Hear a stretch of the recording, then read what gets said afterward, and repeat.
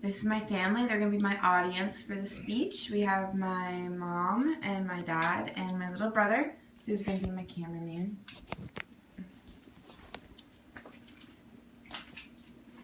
So my speech is about gender issues in education.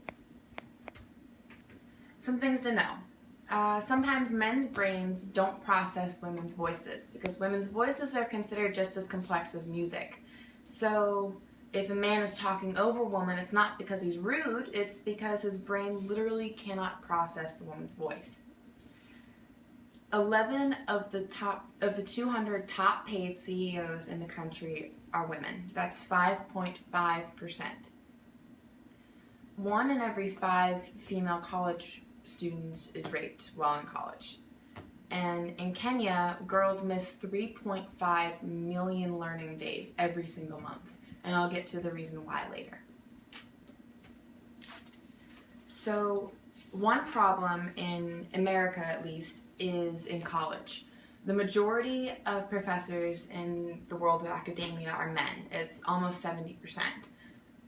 But the problem is if a female student is in a class where the professor is a female, then that student is 3 times more likely to speak up in class. Whereas if the professor is a male, the male students are almost 3 times more likely to speak out in class.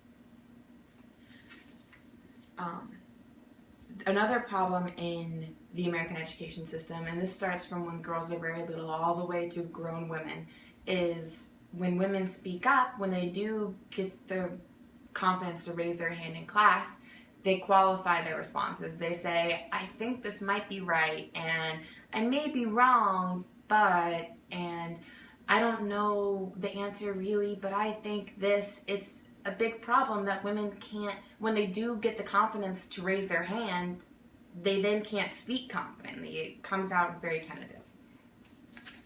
So some international problems. Everybody knows the story of Malala. She was shot for wanting to pursue her education in Pakistan, and she now travels all over the world and does lots of speeches about women needing to pursue education and equality for women in the education system. Another problem is many girls, especially in rural India, don't go to school past elementary school. And if they do, they have to travel a very long distance in order to get to a school that will allow them to attend. And they face rape and assault and robbery and all sorts of other problems en route to the school.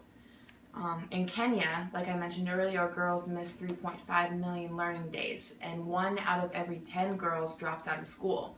And the reason for all that missed opportunity in education is because of their periods. Something that is easily fixed in America by a trip to the drugstore, in Kenya causes girls to drop out of school completely. So the most important question is, what can you do? There are lots of things you can do. You can teach your daughters and your granddaughters and your nieces and your sisters that it's okay to be the girl that raises her hand in class all the time. It's okay to want to be in the science fair even though it's mostly boys. It's okay to participate in sports. It's okay to do all these things that are stereotypically for the boys. Because if they learn to overcome those challenges early, then they will have much better odds as they grow up and face a world where 11 of the top 200 CEOs are women. Only 11. Another thing you can do, you can donate to charitable organizations. The Peace Corps has the Let Girls Learn initiative that helps promote girls' education in rural areas in third world countries. You can also donate to places in America, the National Literacy Association, things like that. They're really great for helping promote people learning how to read and everything. Another thing you can do if you don't have money is you can donate your time. You can volunteer at a women's shelter, you can volunteer at a local school, you can be part of Big Brother, Big Sister, you can volunteer at a Boys and Girls Club. All these things can help you shape the future of a little girl. And finally, the most important thing you can probably do is choices that you make in your own life. You can read. You can go to school.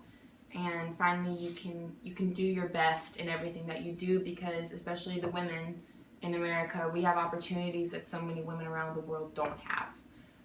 Eleanor Roosevelt once said that you must do the thing you think you cannot do. So I challenge all the women in the audience to do something that you think you can't do every single day. And by doing that, you'll be honoring women who don't have the opportunities that you have. And you can help make the world a better place.